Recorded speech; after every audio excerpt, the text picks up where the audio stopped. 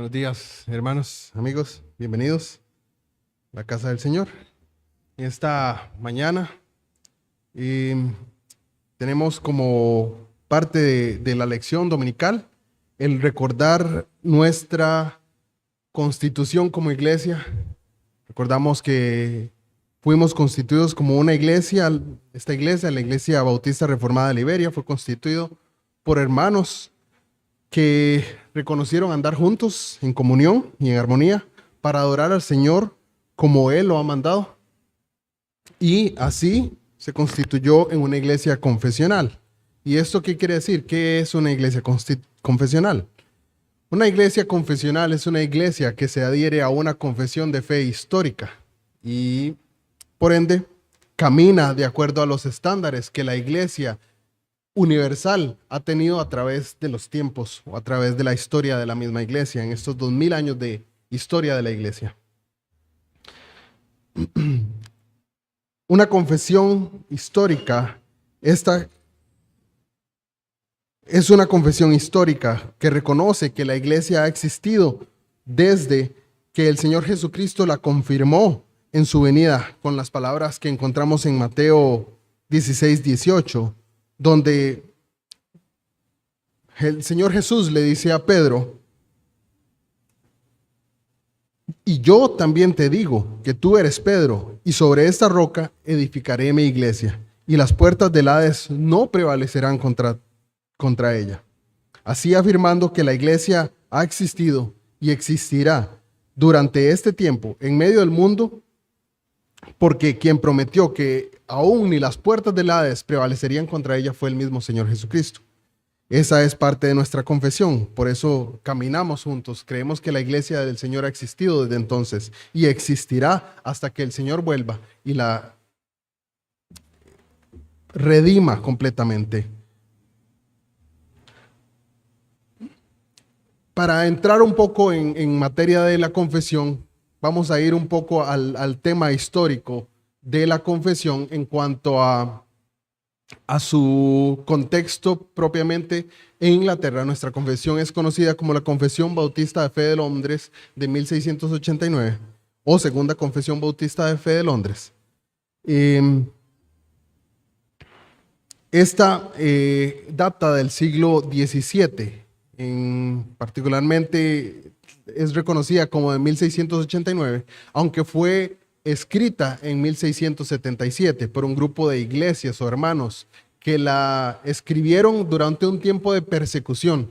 Este tiempo de persecución fue muy fuerte en esa época debido a que muchas leyes por algunos de los reyes de Inglaterra habían sido particularmente fuertes en contra de la libertad religiosa. Recordemos que en ese momento se había librado una serie de asuntos con respecto a la división entre los reyes de Inglaterra, la iglesia de Inglaterra y la iglesia de Roma.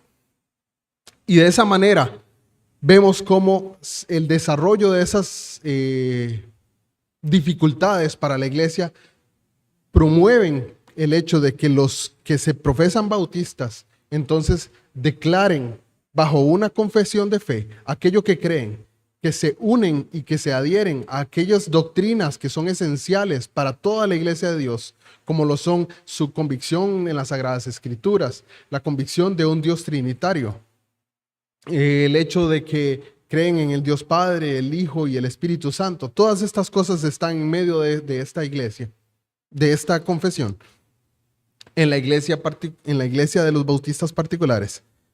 Veremos un poco del contexto histórico de Inglaterra. Recordemos que la Reforma empieza o se data desde 1517 y para 1521 Martín Lutero es excomulgado de la iglesia. Pero en la isla que es Londres, que está separada del resto del continente europeo, empieza a darse una serie de dificultades en cuanto a lo que es el reinado y la división de la iglesia. Para entonces el que es rey es Enrique VIII, quien es el rey de Inglaterra. Él se encontraba casado con una mujer llamada Catalina de Aragón. Esta Era una princesa de España y por ende tenía grandes nexos con el catolicismo. Su esposa no le pudo dar hijos, tuvo varias pérdidas, tuvo muchos de sus hijos nacieron muertos o no, simplemente no nacieron. El rey se encuentra molesto con esto, pues el pueblo inglés no tenía muy en alta estima el hecho de que las mujeres fueran reinas de Inglaterra. Entonces, para confirmar su reino o la continuidad del reino de los Tudor, como son conocidos, hasta una serie sacaron de eso, esto promueve que este rey quiera separarse de Catalina y quiera unirse a otra mujer, a Ana Bolena. El hecho es que en medio de esto, para el 25 de enero de 1533, el rey Enrique se casa con Ana Bolena. Y para mayo de 1533, 4 meses después, se anuncia hasta entonces la anulación de ese matrimonio por parte de la Iglesia de Inglaterra. Entonces el rey Enrique promueve la separación de la Iglesia de Inglaterra de la Iglesia de Roma.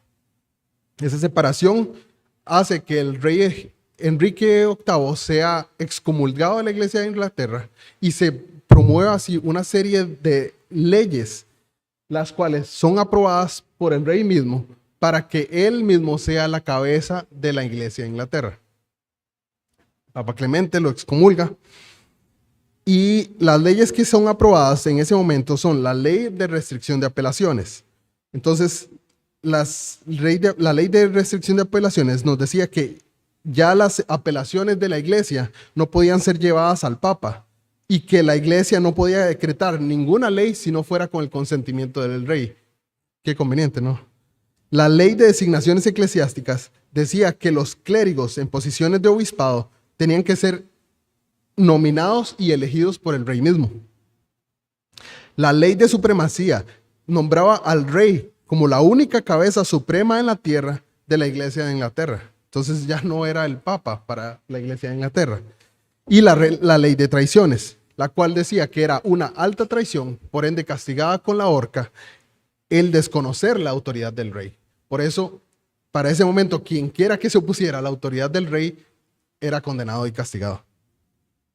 Para 1539 se promueven la disolución de abadías y monasterios en Inglaterra. Entonces desaparecen los monasterios y desaparecen las abadías que eran similar a un monasterio por parte de dos personajes, Thomas Cromwell y Thomas Cranmer, quien era obispo de Canterbury.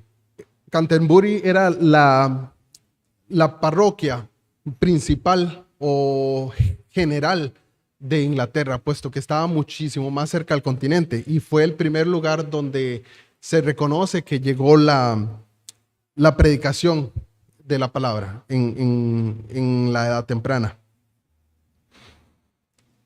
Para 1553, el anglicanismo corrió peligro de desaparecer en sus primeros años durante el reinado de una mujer bastante conocida en la historia inglesa, la cual es María I o María la Sanguinaria.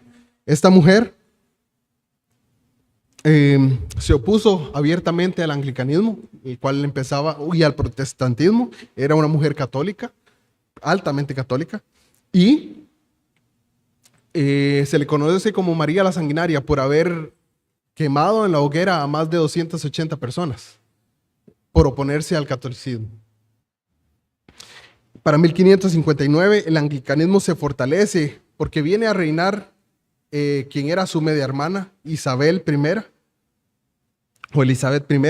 Esta reina estuvo en el poder durante 44 años y esta reina era altamente protestante, tenía una convicción de fe bastante fuerte. Ella es reconocida por un teólogo inglés, Thomas Watson, como haber recibido la palabra de Dios en el día de su coronación y haber dicho: la recibió con ambas manos y besándola la puso sobre su pecho, diciendo que este libro había sido siempre su principal deleite.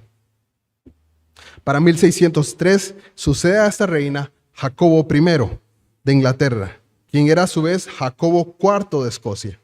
Entonces, este rey era rey de Escocia y rey de Inglaterra. En él fue unificado el reino de Escocia y el reino de Inglaterra.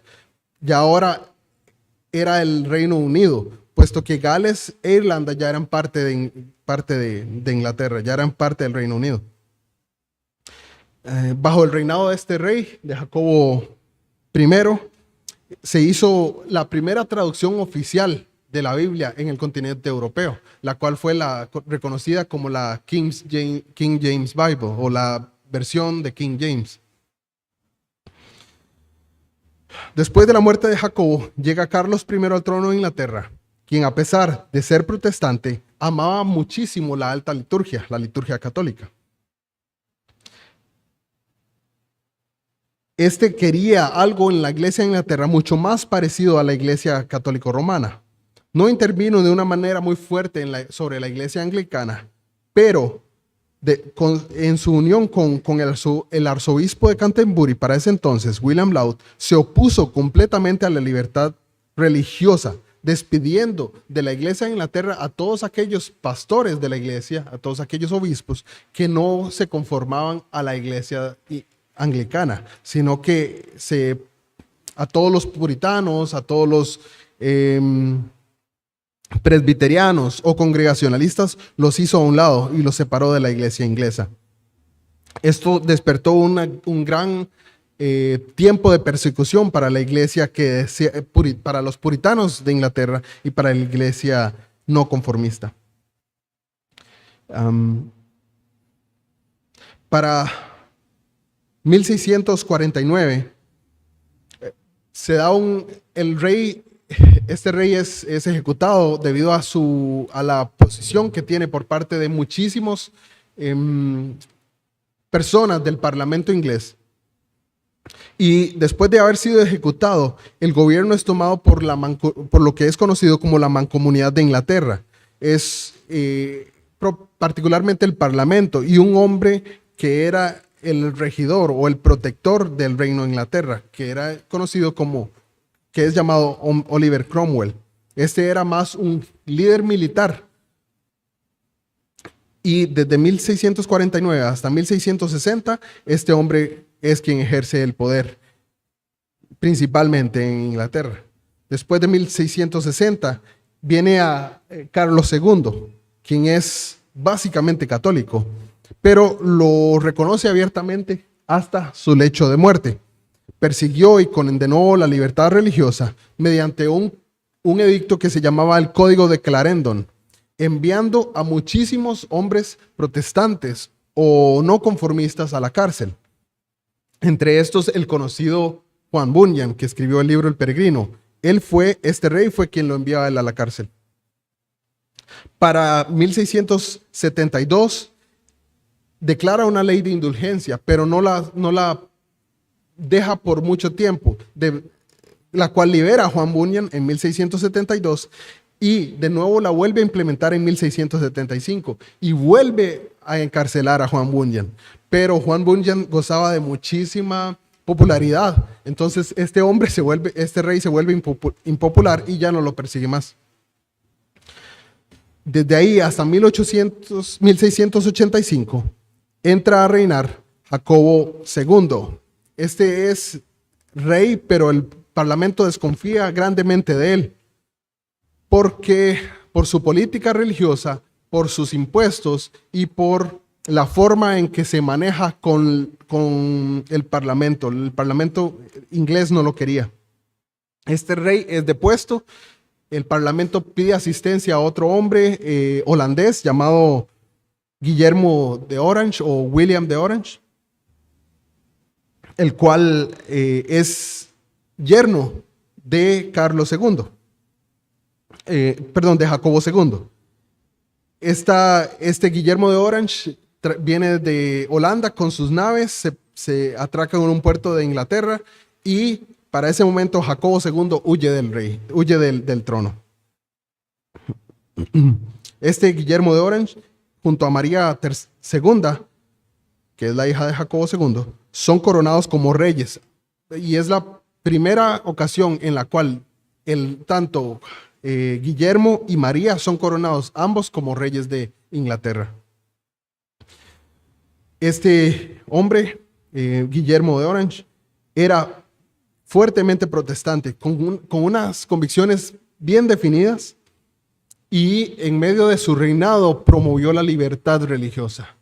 Por eso es que hasta 1689 nuestra confesión se publica abiertamente con la firma de pastores de iglesias bautistas, porque hasta ese año se permitió esa libertad religiosa en Inglaterra. Y no, el asunto no para ahí, pero hasta ahí llegaremos en este momento, porque queremos ver un poco más de la confesión. Así es como llegamos al hecho de que nuestra confesión se llame de 1689, a pesar de que fue escrita en 1677. En un tiempo de mucha persecución para aquellos que se llamaban a sí mismos no conformistas, aquellos que no se conformaban a que hubiese una iglesia-estado en Inglaterra, ¿verdad? Estos no conformistas votaban o promovían el hecho de que hubiese una separación entre la iglesia y el Estado, ya que lo hemos visto en lecciones anteriores con el pastor Adrián, ¿verdad? La iglesia y el Estado tienen áreas de gobierno distintas, ¿verdad?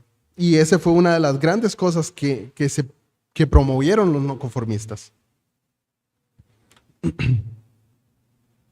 En su mayoría, estos no conformistas eran puritanos, con deseo de volver a las palabras de Dios. Estos hombres encontraron muchos problemas con los reyes, con el parlamento, y eran aborrecidos, en el caso de los bautistas, por la mayoría, ya que les asociaban con los anabautistas de Münster, una ciudad de Alemania, la cual creó un movimiento sectario que causó estragos, promoviendo una comunidad secreta, o una comunidad sectaria que aceptaba la poligamia, promovía el uso de la fuerza contra cualquier opositor. Por eso es que en la primera confesión bautista, en 1644, los bautistas ingleses aclaran que ellos son llamados comúnmente anabautistas, aunque eso es falsamente. Vemos así el panorama histórico, por lo menos, que lleva a cabo, que lleva a dar lugar al hecho de que esta confesión que nosotros como iglesia afirmamos se dé al lugar. Vemos que en la historia,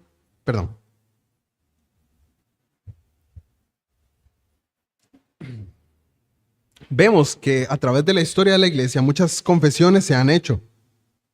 Y para entender un poco más de nuestra confesión, además del contexto histórico inmediato inglés, vemos que en la historia de la iglesia de Dios, desde el ministerio terrenal de nuestro Señor Jesucristo, la iglesia de Dios ha confesado o profesado la fe que afirma.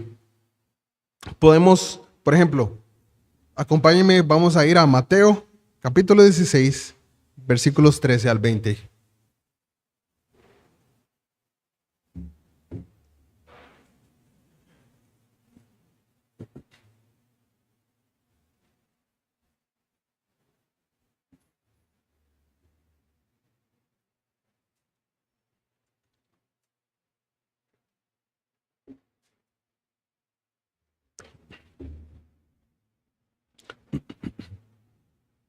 Dice así: viniendo Jesús a la región de Cesarea de Filipo, preguntó a sus discípulos diciendo: ¿quién dicen los hombres que es el Hijo del Hombre? Ellos dijeron: unos Juan el Bautista, otros Elías, y otros Jeremías o alguno de los profetas. Él les dijo: ¿y vosotros quién decís que soy yo?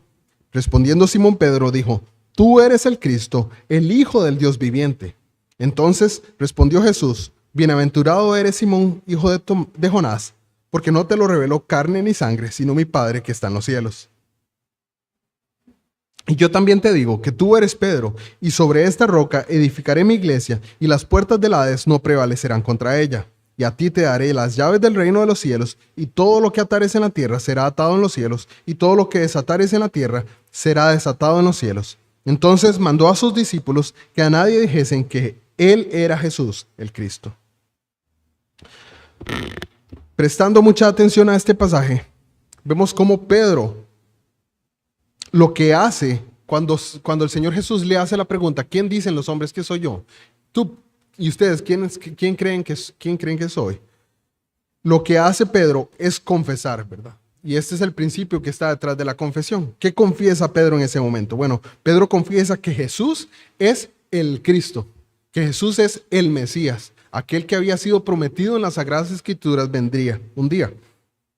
Y además de ser el Cristo, es también el Hijo del Dios viviente, reconociendo entonces de alguna manera que Jesús era Hijo de Dios, que era de una naturaleza divina.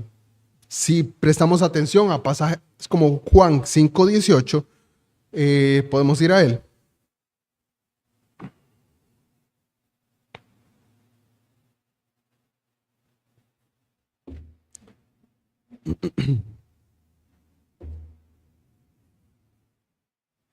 Bueno, 17 y 18 podemos leer. Dice, Jesús les respondió, mi Padre hasta ahora trabaja y yo trabajo.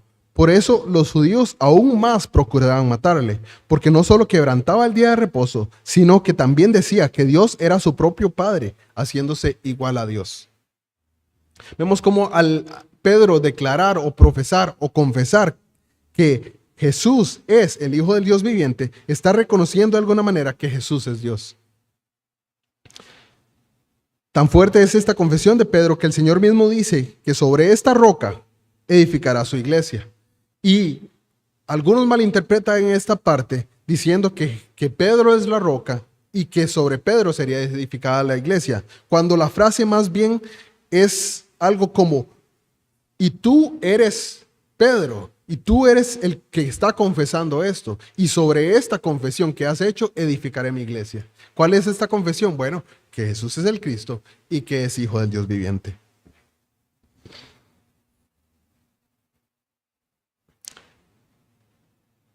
Es importante declarar y tomar como de parte de Jesús, de parte de esta narración bíblica, como solamente estos son hijos de Dios.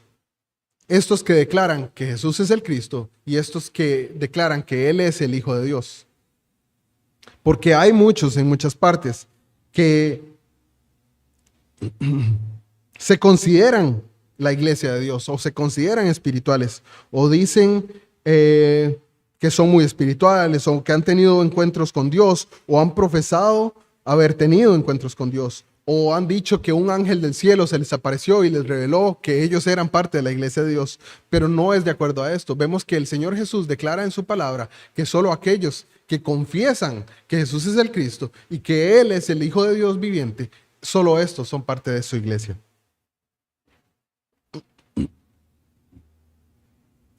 Si no es conforme a esta verdad, no es parte de la iglesia de Dios. Nuestro Señor Jesús amplía aún más esta formulación al dar instrucciones, por ejemplo, en el caso del bautismo, en Mateo 28:19, donde el Señor manda a bautizar a los discípulos, Él manda a que se les bautice en nombre de, y esto también es un tipo de confesión, manda a que se les bautice en el nombre completo de Dios, en nombre del Padre, del Hijo y del Espíritu Santo. Entonces, aquellos que confiesan al Dios Trino también son discípulos de Cristo.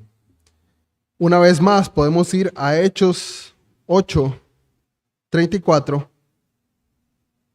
al 38.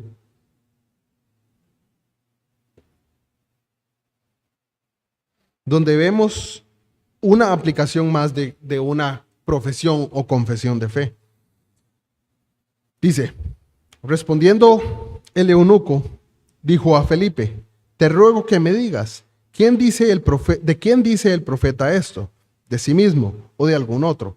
Entonces Felipe, abriendo su boca y comenzando desde esta escritura, desde esta escritura, le anunció el evangelio de Jesús. Y yendo por el camino, llegaron a cierta agua, y dijo el eunuco, aquí hay agua, ¿qué impide que yo sea bautizado? Felipe le dijo, si crees de todo corazón, bien puedes. Y respondiendo dijo, creo que Jesucristo es el Hijo de Dios. Y mandó a parar el carro, y descendieron ambos al agua, Felipe y el eunuco, y le bautizó. Vemos claramente como en esta instancia lo que Felipe le anuncia es el Evangelio de Jesucristo, partiendo desde el libro de Isaías. Lleva explicándole, narrándole qué es lo que quería decir entonces, ¿verdad? El eunuco está leyendo, como oveja a la muerte fue llevado y como cordero mudo delante del que lo trasquila, así no abrió su boca, en su humillación no se le hizo justicia, mas su generación, ¿quién la contará? Porque fue quitada la tierra de su vida. El eunuco viene leyendo esto y el Espíritu Santo envía a Felipe para que le explique o le exponga las Sagradas Escrituras. Y al ser expuesto ante el Evangelio de Jesús, el cual está contenido también en las Sagradas Escrituras, el eunuco dice, ¿qué impide que sea bautizado en esta agua? ¿Verdad? Felipe lo confronta y le dice, ¿crees? Si crees de todo corazón, bien puedes. Y claramente lo que hace este eunuco es confesar. ¿Qué confiesa? Creo que Jesucristo es el Hijo de Dios. Por eso es importante ver de cuánto peso son las confesiones o las profesiones de fe. Justamente leíamos el pasaje de Romanos también, que tiene un poco del asunto de esta confesión, de confesar lo que confesamos, ¿verdad? Con nuestra boca. Y no es un hecho separado de lo que creemos en nuestro corazón. O sea, que eso que confesamos o profesamos con nuestra boca sea de peso, puesto que lo estamos creyendo y viviendo en nuestros corazones. Estas son algunas de las confesiones que vemos en la Biblia. Pero además de estas confesiones, la iglesia del Señor Jesucristo, desde que fue confirmada por el Señor, ha confesado históricamente o ha afirmado la fe mediante credos y confesiones. ¿Qué quiere decir credo? Credo viene de la palabra latín y significa simplemente creo. Se usaba en la práctica de la iglesia en los años tempranos mediante la siguiente fórmula. Credo ergo confiteor. Y es yo creo, por lo tanto confieso. Philip Schaff, un gran historiador de la iglesia, lo define de la siguiente manera. Un credo o regla de fe o símbolo es una confesión de fe para uso público o una forma de palabras que establece con autoridad ciertos artículos de fe que los redactores consideraron necesarios para la salvación o al menos para el bienestar de la iglesia cristiana. 2 puntos, para la salvación o para el bienestar de la iglesia cristiana. Un credo puede cubrir todo el terreno de doctrina y la práctica cristiana o puede contener solo los puntos que se consideren fundamentales o suficientes o que hayan sido cuestionados. Puede tener forma declarativa o interrogativa. Puede ser breve y popular, como los credos de los apóstoles y el credo de Nicea. O puede ser para uso general en la instrucción catequética y en el bautismo, o más elaborado y teológico para ministros y maestros, como una forma de doctrina pública, como las confesiones del periodo de la Reforma, nuestra confesión. En este último caso, una confesión de fe siempre es el resultado de una controversia dogmática, más o menos directa o indirectamente polémica contra el error opuesto. Cada credo y confesión lleva la marca de su época y de una situación histórica de la cual surge. Hay un desarrollo en la historia de las confesiones. Asumen una forma más definida de acuerdo a la iglesia ha progresado en sus años. ¿Por qué? Porque se han visto herejías y diferencias con doctrinas falsas. Entonces ha sido necesario declarar más o hilar más finamente acerca de qué es lo que es necesario que esté contenido en nuestra doctrina o en nuestra, como lo llaman los puritanos, en nuestra médula de teología, para que así podamos, como una iglesia o como la iglesia del Señor, afirmar aquellas cosas que son verdad. Hay un desarrollo en esta historia de las confesiones y estos asumen una forma más definida con el progreso del conocimiento bíblico y teológico. Son hitos, dice Schaff, son marcas en el camino, son diapasones, o sea, como que tienen un sonido con el cual podemos afinarnos. En la historia de la doctrina cristiana, estas encarnan la fe de generaciones y los resultados más valiosos de las controversias religiosas. dan forma y regulan el pensamiento teológico y la enseñanza pública de las iglesias de la cristiandad. Mantienen vivas las luchas y los antagonismos sectarios, pero también revelan el acuerdo subyacente y presagian la posibilidad de una futura armonía.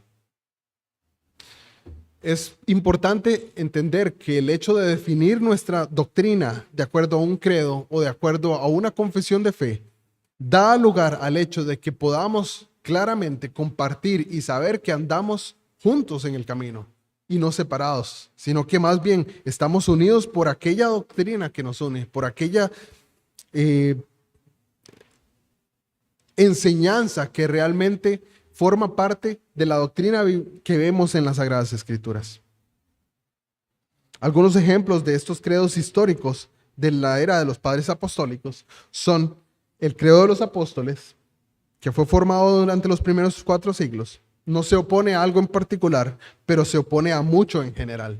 Había muchas doctrinas erradas o herejías que nacieron en los primeros años de la iglesia, y el credo de los apóstoles claramente ataca a estas herejías.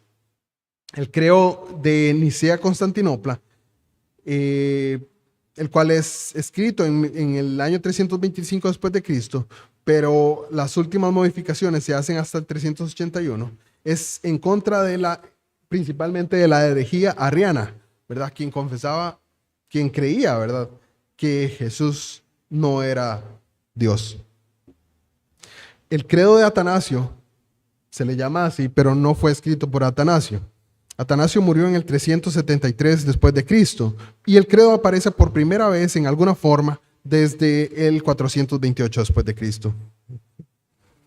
Después tenemos la definición de fe de Calcedonia para el 451 después de Cristo, y esta nace de una lucha en contra de 2 herejías. Una es la herejía monofisista de Eutiques, la cual dice que Jesús no tiene 2 naturalezas. Dice, Jesús no tiene una naturaleza divina y una naturaleza humana, sino que Jesús es una amalgama de ambas naturalezas, que no es ni divina ni es humana, es una nueva naturaleza. Entonces, el credo de fe de Calcedonia se opone a la definición de fe de Calcedonia, se opone a esa herejía, y contra también el nestorianismo, la cual es una herejía que decía que como Jesús tiene 2 naturalezas, una humana y una divina, entonces Jesús es 2 personas. Pero eso no es sino una herejía. Estos son algunos de los credos y confesiones tempranas de la Iglesia Universal. Hoy nosotros, debido a esto, tenemos un panorama más amplio y definido, de acuerdo a lo que la Iglesia ha confesado y ha declarado como verdad. Estas confesiones han marcado el camino hasta este momento, oponiéndose a la mentira y a las distorsiones de la verdad que se han levantado, muy importante, dentro de la misma iglesia. La mayoría de estas herejías y de estas doctrinas erradas no han venido de afuera de la iglesia, sino de dentro, mediante afirmaciones que tal vez tienen muy poco de diferente, pero estas pequeñas diferencias terminan en lugares muy aparte una vez que el camino sigue hacia adelante.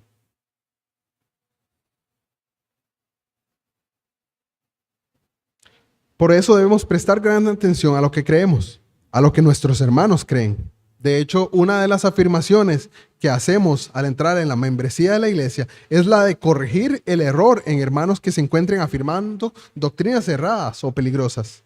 En medio de esto debemos atender a la instrucción de Pablo a Timoteo en 2 Timoteo 1:3, donde Pablo le dice a Timoteo: retén la forma de las sanas palabras que de mí oíste en la fe y en el amor que es en Cristo Jesús. El recordatorio de Pablo a Timoteo de recordar, de retener la forma, es justamente esto. Pablo le había predicado a Timoteo mucha doctrina, pero en medio de esta doctrina que le había predicado Pablo a Timoteo, le recuerda que retenga la forma en que lo ha hecho. Las confesiones no son autoritativas como la palabra de Dios.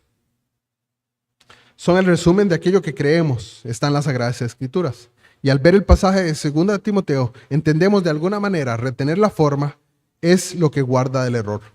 Así como al decir una oración o una frase, cambiar el orden de palabras, altera lo que se quiere decir, el mensaje que se quiere comunicar. Así también confesar algo errado, por poco que sea, puede verse como algo mínimo al principio, pero da lugar o ha dado lugar a través de la historia a grandes herejías.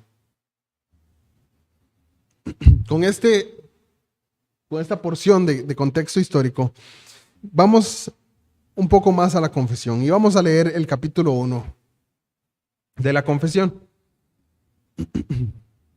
Perdón.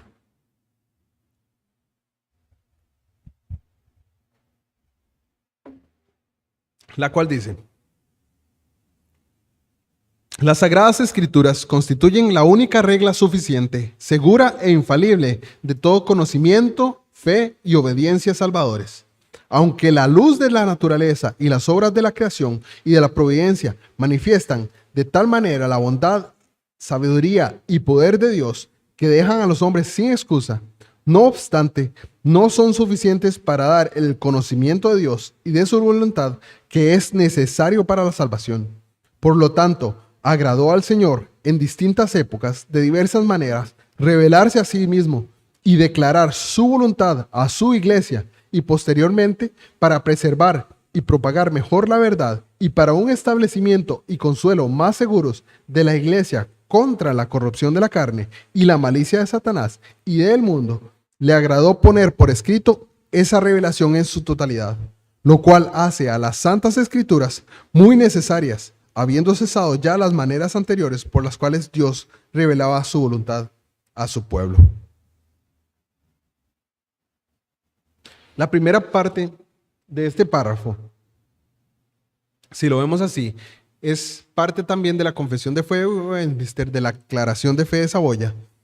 Es una respuesta contra el dogma católico, ya que afirma que las escrituras, ya que el dogma católico afirma las escrituras, pero también afirma la tradición y también afirma la autoridad de la iglesia, por ende al papado. De esta manera, la confesión contradice el dogma católico, aclarando que las Sagradas Escrituras constituyen la única regla suficiente. Y esto lo vemos también en una declaración, por ejemplo, de las 5 solas. ¿Cuál?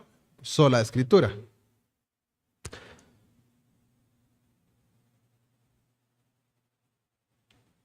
Es claro el contexto temporal y la necesidad de apartarse de aquellos que no afirman la verdad por parte de los creyentes bautistas.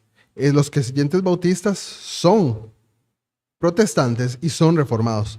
Rechazan aquello que consideran falso y distorsionado, lo cual es la autoridad de la iglesia, la autoridad del Papa y la autoridad de la tradición. Suficiente. ¿Qué significa que es suficiente? Bueno, que basta para un fin determinado. ¿Y cuál es este fin? O que cumple su propósito a cabalidad. Podemos ir a 2 de Timoteo 3, 15 al 17. Donde Pablo comunica a Timoteo la necesidad de las Sagradas Escrituras, la suficiencia también. Dice, y que desde la niñez has sabido las Sagradas Escrituras, las cuales te pueden hacer sabio para la salvación, por la fe que es en Cristo Jesús. Y le recuerda, toda la Escritura es inspirada por Dios y útil para enseñar, para redarguir, para corregir, para instruir en justicia, a fin de que el hombre de Dios sea perfecto y enteramente preparado para toda buena obra. No son sino las Escrituras las que son suficientes para preparar al hombre de Dios, de modo que sea enteramente preparado para toda buena obra. Segunda, segura e infalible. Bueno, ¿cuándo consideramos que algo es seguro? Podríamos preguntarnos, bueno, seguro es cuando me subo a una escalera y esta se tambalea, ¿verdad? No, eso no es seguro. Seguro es cuando estamos con nuestros pies sobre la tierra y sabemos que estamos firmes, ¿verdad? Que no hay movimiento, que nada nos va a botar en ese momento, ¿no? Eso es seguro. Y por ende, la confesión declara también que son seguras e infalibles. La confesión hace uso de dos pasajes ahí, como el de Isaías 8:20. Isaías 8:20, ¿alguno lo recuerda? Conforme a la ley y al testimonio. Si no dijeren conforme a esto, es porque no les ha amanecido. Claramente la confesión lo que hace es traer estos pasajes y recordarlos en medio de esa profesión de fe, de lo que vemos en la confesión, recordándonos que es de acuerdo a las Sagradas Escrituras, que la misma palabra de Dios nos dice que debe ser algo. Si no es conforme a esto, entonces es porque no les ha amanecido. La revelación que Dios nos dejó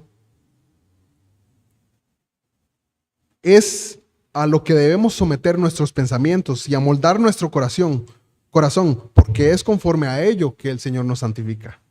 La Biblia nos muestra y la confesión nos señala dos tipos de revelación en el segundo punto.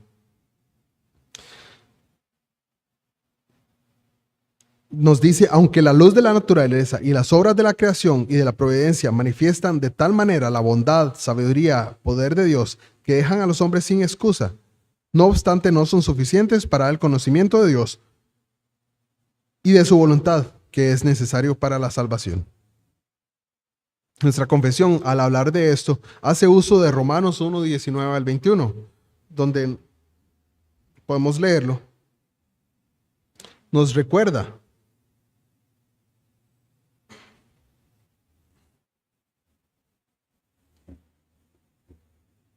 que lo que de Dios porque lo que de Dios se conoce les es manifiesto, pues Dios se los manifestó, porque las cosas invisibles de Él, su eterno poder y deidad, se hacen claramente visibles desde la creación del mundo, siendo entendidas por medio de las cosas hechas, de modo que no tienen excusa, pues habiendo conocido a Dios, no le glorificaron como a Dios ni le dieron gracia, sino se envanecieron en sus razonamientos, y su necio corazón fue entenebrecido.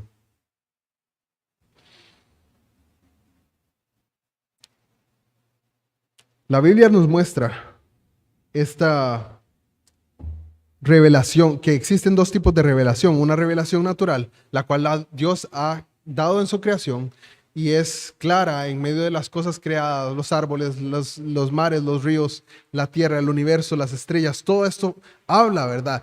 Y declara, ¿verdad?, el hecho de que existe un Dios creador.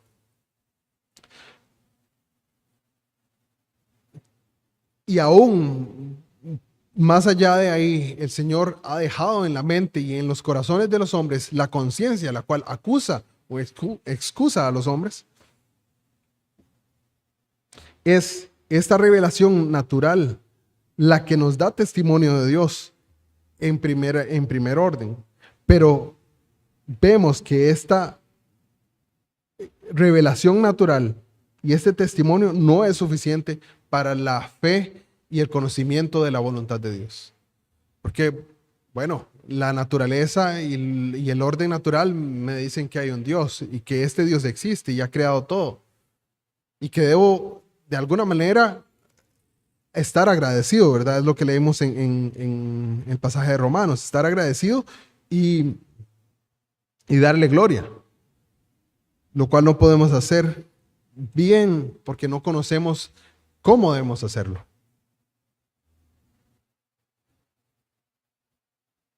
Toda persona que haya nacido o habitado este mundo desde Adán hasta el día de hoy conoce este testimonio porque Dios se lo manifestó. Y está claro que es una revelación de parte de Dios, pero esta revelación corresponde a ese ámbito natural.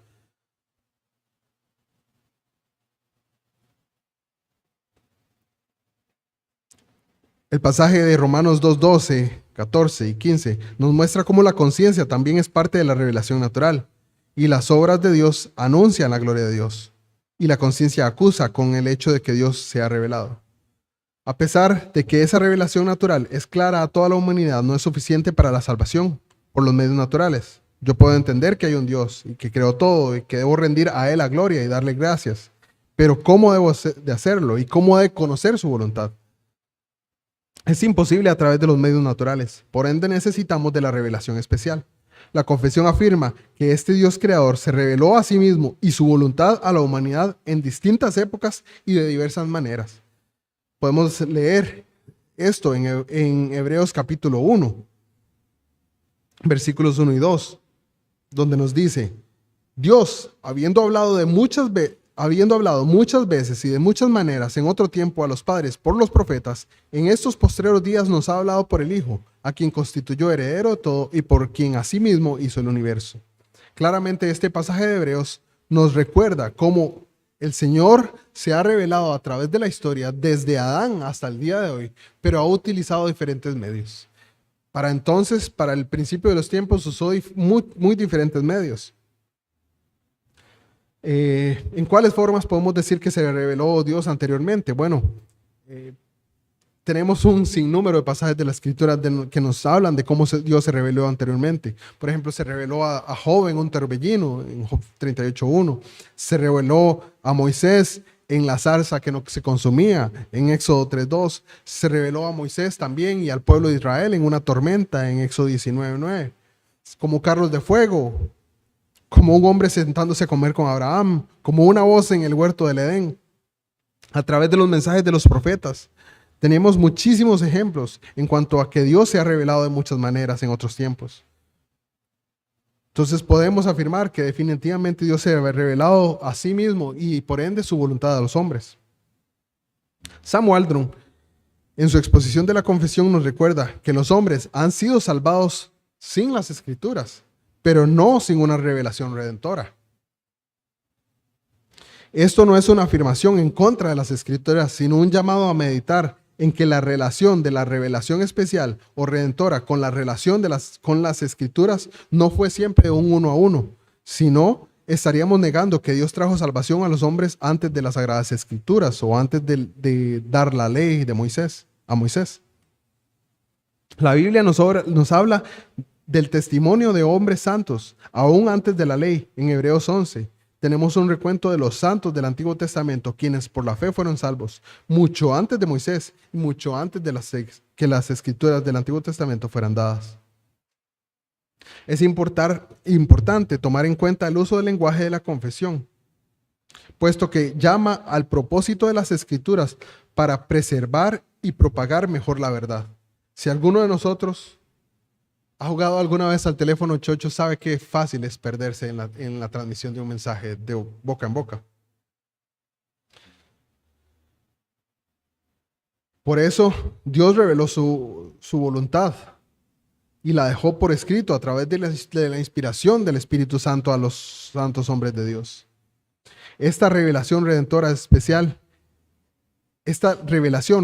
o especial es necesaria. Sin ella estaríamos perdidos, no conociendo el plan de Dios, ni la manera en la cual debemos de andar delante de Dios Santo, de un Dios Santo.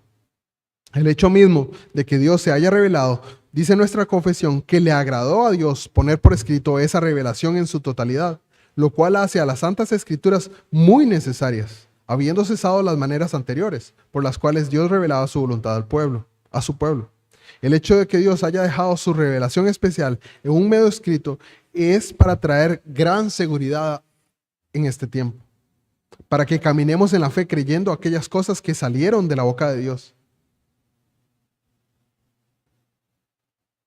La confesión nos recuerda que la revelación redentora tiene un propósito redentor, o sea, de salvación. Y para encontrar esa salvación, los hombres necesitan o deben entrar en contacto con esa revelación para que ésta lleve a cabo la finalidad con la que fue dada.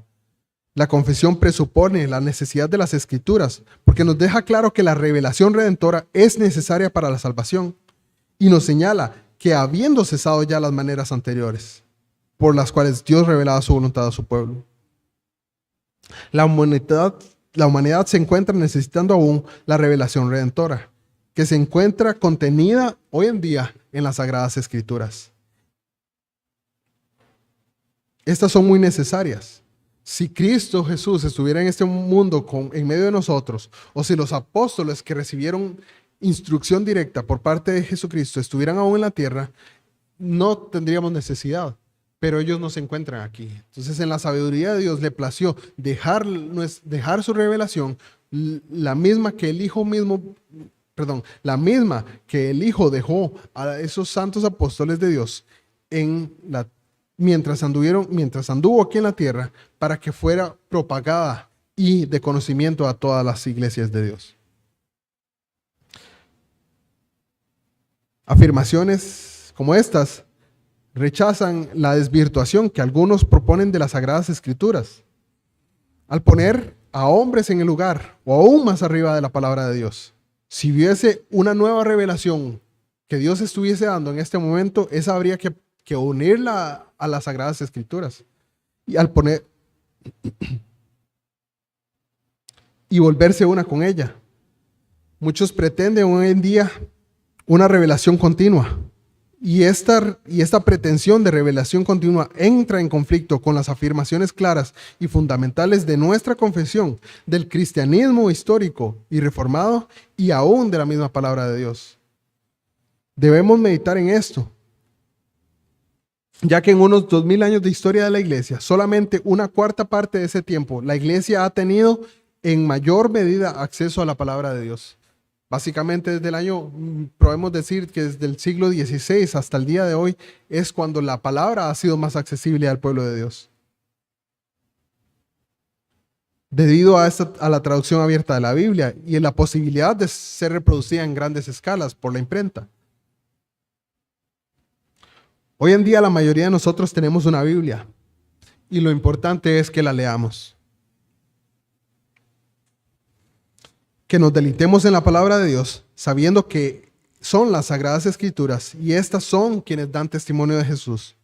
Al mismo tiempo debemos recordar la herencia confesional de la Iglesia Universal. Es una iglesia que a través de la historia y a través de los siglos ha confesado dos cosas, principalmente, que Jesús es el Cristo y que es el Hijo del Dios viviente. Y por ello debemos estar motivados e instados a leer la palabra de Dios, a entender nuestra confesión y estudiarla, y a comprender qué es aquello que creemos y confesamos. Muy buen día. Gracias, hermanos. Señor los bendiga.